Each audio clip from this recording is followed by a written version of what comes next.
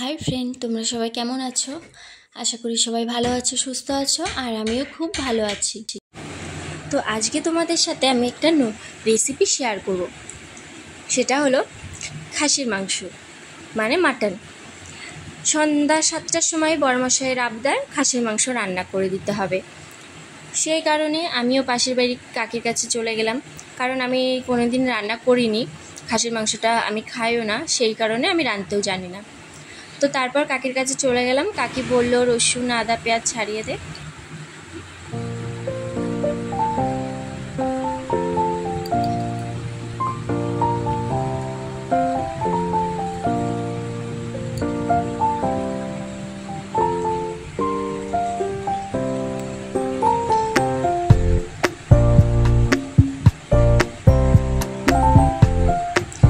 তো তোমরা দেখতেই পেলে কাকি আমাকে বললো আদা রসুন পেঁয়াজ ছাড়িয়ে দে, তো আমি ছাড়িয়ে দিলাম।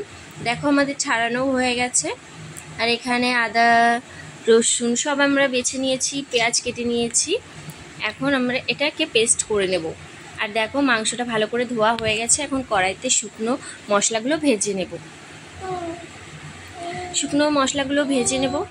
ভেজে নিয়ে সেটা মাংসর লাস্টে, মাংস রান্না করার সময় যেমন গরম মশলা দিই সেই মশলাটা তখন দেবো। আর এখন আমরা আলুটা ভেজে নিচ্ছি, ভালো করে লাল লাল করে ভেজে নিতে হবে। আর মশলাতে দিয়েছি দারচিনি, লবঙ্গ, এলাচ, আর বড় এলাচ, আর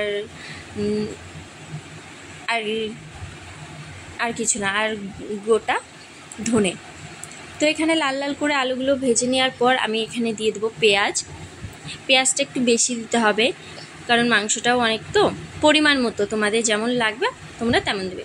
তো এখানে ভালো করে পেঁয়াজটাও ভেজে নিতে হবে। তো তোমরা দেখতে থাকো ভিডিওটা, আশা করি তোমাদের ভালো লাগবে।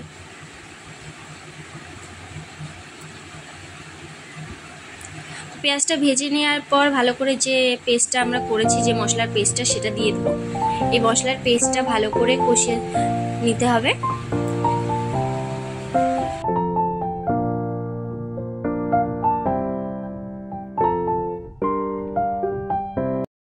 তো মশলাটা আমার ভালোভাবে কষানো হয়ে গেছে। একটু হলুদ গুঁড়ো দিয়ে দিলাম। ভালোভাবে আমি কষিয়ে নিয়ে এবার এর ভেতরে ধুয়ে রাখা মাংসটা আমি দিয়ে দেব। তো তোমরা দেখতেই পাচ্ছ ভালো করে কষানো হয়েছে। এবার মাংসটা আমি দিয়ে দেবো। আর ভিডিওটা মানে এমন দেখাচ্ছে, তার কারণ হলো আমার ছেলেটা ফোনটা নাড়িয়ে দিয়েছিল, আমি স্ট্যান্ডে বসিয়েছিলাম, সেই কারণে তোমাদের এমন দেখছো তোমরা। ঠিক আছে, ভালো করে মানে আমি তখন রান্না করছিলাম, তো সেই কারণে আর ফোনটা ঠিক করতে পারিনি। তো দেখো, আর চিকেনে যতটা না মানে জাল লাগে, তার থেকে বেশি, দ্বিগুণ বেশি মাটনে লাগে সেদ্ধ হতে, কারণ মাটনটা সেদ্ধ হতে অনেকটা টাইম লাগে। এবার আমি ঢেকে দেবো যাতে তাড়াতাড়ি সেদ্ধ হয়ে যায়। তো দেখো এবার অনেকটা সেদ্ধ হয়ে এসেছে। এই মাংসটাকেই ভালো করে কষাতে হবে। আর আমার অনেকটা টাইম লেগে গেছিল মাংসটা রান্না করতে গিয়ে। আর আমি উনানে রান্না করছি, তোমরা দেখে নিশ্চয়ই বুঝতে পারছো।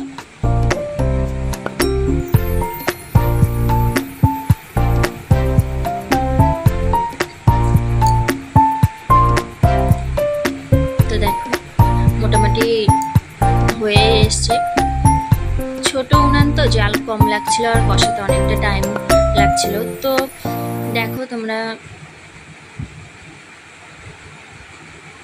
মাংসতে এখন মানে একটু লঙ্কার গুঁড়ো দিয়ে দিলাম। আমি কাঁচা লঙ্কা দিয়েছি। লঙ্কার গুঁড়িটা দেওয়ার কারণ হলো যাতে কালারটা আসে, ভালো একটা লাল টকটকে কালার আসে, দেখতে ভালো লাগে তখন, সেই কারণে। তো এখন দিয়ে দেবো আমি জিরের গুঁড়ো। জিরে বেটে দেইনি, সেই জন্য আমি জিরের গুঁড়ো দিয়ে দিলাম। এটা দিয়ে ভালো করে আবার কষিয়ে নিতে হবে। নুনটা আমি আগেই দিয়ে দিয়েছি মশলার ভেতরে, মশলা কষানোর সময়। দেখো ভালোভাবে আমার কষানো প্রায় হয়েই গেছে। দেখো ভালো করে কষানো হয়েছে। আমি আবারও ঢেকে দিয়েছিলাম, তার কারণ কাকি বলছিল ভালো করে ঢেকে ঢেকে রান্না না করলে মাংসটা ভালো সেদ্ধ হবে না, খেতে ভালো লাগবে না। তো দেখো ভালো করে সেদ্ধ হয়ে গেছে। এরপর দিয়ে দেবো জল।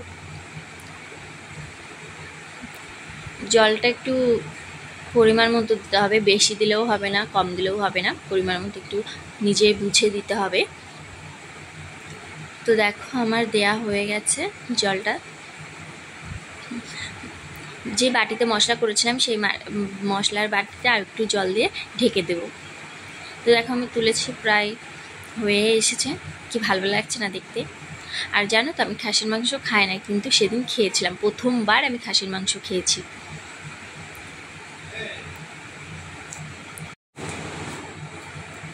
তো দেখো আমার মাংসটা প্রায় হয়ে গেছে।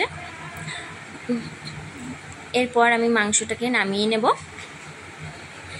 পরিমাণ মতো জলও আছে, যেরকম আসলে ওর বন্ধুরা মিলে খাবে, তো যেটুকু প্রয়োজন ওদের সেটুকু দেবো, আর কিছুটা আমরাও খাবো। তো দেখো প্রায় আমার হয়ে গেছে। এবার আমি যে বেটে রেখেছিলাম ভাজা মশলাগুলো, সেই মশলাগুলো দিয়ে নামিয়ে নেব।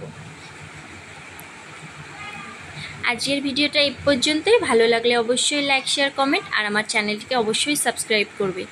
দেখা হচ্ছে নেক্সট ভিডিওতে। বাই, সবাই ভালো থেকো।